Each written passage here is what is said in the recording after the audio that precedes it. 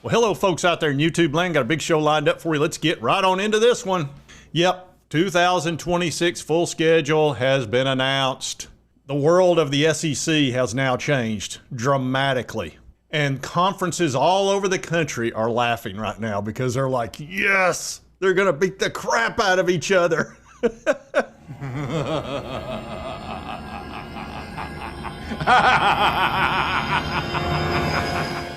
And they're probably right.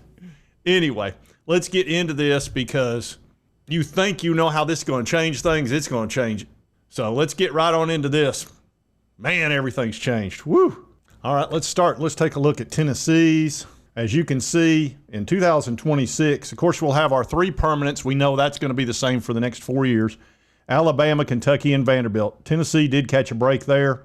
But then you've got Auburn, LSU, Texas, South Carolina, Arkansas, and Texas A&M. And then you get the other six the next year that you didn't play in 2026. And you keep the same three permanents for the next 4 years. So look at this schedule, folks. Auburn, LSU, and Texas at home. That's three really good teams. Then you got South Carolina, Arkansas, and Texas A&M on the road. And every SEC school is going to be dealing with the exact same thing.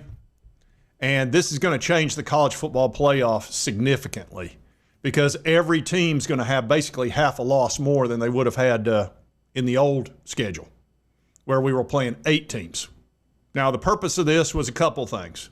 Number one, there is some more money from ESPN, $5 million per team, which sounds like a lot, but when you realize you're going to lose out on probably 1 to 2 teams getting in the playoff, it'll probably offset it. The other issue is this. Because you've gone to an odd number, you're going to have less home games than you typically would have. So every other year, you're going to lose a home game, which I guess Greg Sankey thinks that's not a big deal. Wrong. Wrong. Here's the problem with that, because I don't know if he understands the way an economy works. Yeah, you got $5 million more for the university. Okay. But guess what happens to the city of Knoxville and all the other SEC cities that have a big university in it? That weekend's going to be slow. Instead of having tens of thousands of people coming in with thousands of dollars in each one of their pockets to spend, whether it's hotels being packed, restaurants being packed, stores selling out of all kinds of their official items, you're not going to have that. It's just going to be a regular kind of weekend. That's tens of millions of dollars in Knoxville or any of these other schools' home cities. Multiply that times 16. It's a lot of money. It's more than the $5 million will ever be.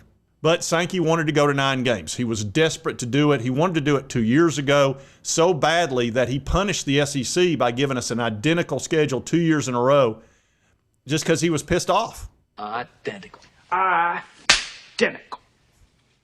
what it boiled down to. Now, here's the positives of it. We'll have one less easy game. We'll have one more exciting game. And TV ratings should be good. And the next time we have a negotiation with ESPN, we should get a lot more money, although I would have waited until the end of that contract because you got to realize the Big Ten's getting more money than we are through Fox Sports than the SEC is with ESPN. As a matter of fact, Tony Petitti put a heck of a TV rights deal together, a fantastic one. And theirs also ends before ours does. Theirs ends in 2030. Ours is 2033. So they're going to up that even more. And that's a big advantage financially. I'm looking forward to Greg Sankey retiring. I really am. We need to get a TV guy in there that understands TV rights and understands competitive balance, especially in scheduling. He's not been a terrible commissioner. He's just not been that good. And Tony has pretty much run circles around the guy. Honestly, he just probably understands the business a lot better than Sankey does. And when the SEC folks say, oh, no, it's great, we'll get to play 9 games. You're right. There will be so many more great games because of this. But there's going to be a lot more losses. And when they decide the college football playoff, which they will in December every year, they're going to look at wins and loss first. They will always look at that first. Everything else will be secondary, strength of schedule, all of that. And we've seen that many times. And when they look at strength of schedule, they're going to see, guess what? It's mostly SEC schools. This was last year through December 1st, the first 12 games, which is when they'll decide college football playoff. And there was one team in the Big Ten that was in the top 10 strength of schedule. They had a pretty easy schedule, but they at least played some good teams. Then you can see until we get to number 13, you don't have an outside of SEC school. This is somewhat typical. So if you're a Big Ten, ACC, or Big 12 fan, you should be elated right now with the SEC going to 9 games. That is great for you. There are teams like Ohio State, Penn State, and Oregon. They're guaranteed to get in the playoff every year. First of all, they probably would have got in anyway. They're really good teams. But there's virtually no way they won't get in the playoff every year, especially as we move to 16. They might as well make plans. Oh, and if you noticed that I did not mention Michigan being one of the top teams in the Big Ten, well, here's why. Connor's not there anymore. He's gone. Jim Harbaugh before and after Connor. 49-26, 40-3. Last year they lost 5 games. They lost more games last year than they did in 3 years with Connor there in charge. The sign stealer guy. Pretty big difference. So, no, I haven't included you yet, Michigan. You're going to have to prove it to me that you can win without Connor. That's what you're going to have to prove. It's got to be America's team. Anyway, you knew I wasn't going to let Michigan off easy. And as you know, sometimes I like to print the internet. And I printed out the strength of schedule and figured out what the average strength of schedule is for each team in the Big Ten versus the SEC, for example. And to make it super easy to understand, the SEC's average strength of schedule per team is 10.18, so about 10th in the country. The average for the Big Ten is 37th. So 37th versus 10th.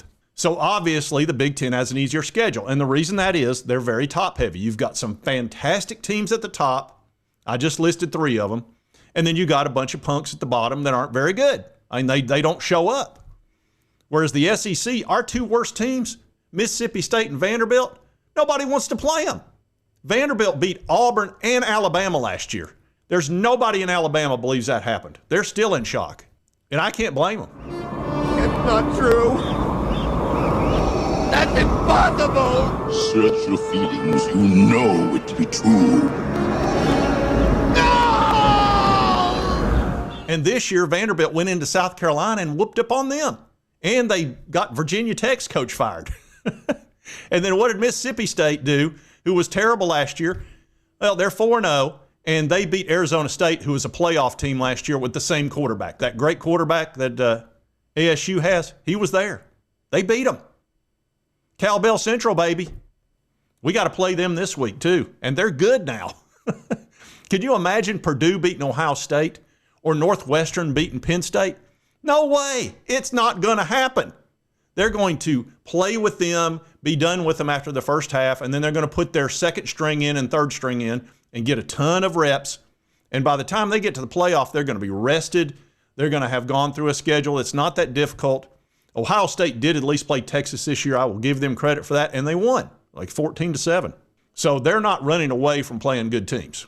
So it's either the glass is half full or the glass is half empty. It depends on how you look at it. I can see it both ways. I can see the benefit of playing 9 games. You know, it's not fun to play Little Sisters of the Poor, as I've said, or, the Fighting Dust Mites. Nobody wants to play those punk games.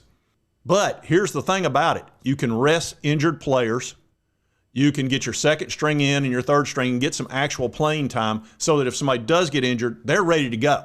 They've already played in-game situations and had some experience as opposed to just popping out there. So we will definitely see how this plays out in 2026. I know the Big Ten fans, I already can promise you this. They're in the comment section. They can't wait to give me grief. Oh, look at him, fellas. You crying, boy? You crying, boy? Maybe we'll go back down to McDonald's and get you a Lamburger and some French fries. Oh, yeah, they're going to give me a ton of grief over it, and that's fine. Look, the numbers are the numbers, and right there it is. And now we're going to have an even tougher strength of schedule. I guess we'll go to probably 8th on average, and Big Ten's going to stay about where they are unless the bottom half of their teams start improving, which they could if they want to. They've got plenty of money coming in, but they just have chosen not to. There are teams at the top that look, Ohio State, Penn State, Oregon, They prioritize football. It's very important to them, and they're going to spend the necessary money, and they're going to have the donations, and they're going to fill up their stadiums and all that good stuff. Whereas these other ones like UCLA's in the Big Ten, they had 15,000 people in their stadium last week. 15. Can you imagine an SEC school doing that? That would never happen. It's not going to happen. So whoever plays UCLA, just go ahead and put a W next to it. You play Purdue, put a W next to it. Northwestern, whatever. It's a W. You cannot do that in the SEC. You can't even think about it. If you even think about putting a W there, they're going to whoop you. That's what the W will stand for. You got whooped. So I'm very torn on this, as you can tell. Part of me is thrilled to play an extra great game against a quality opponent.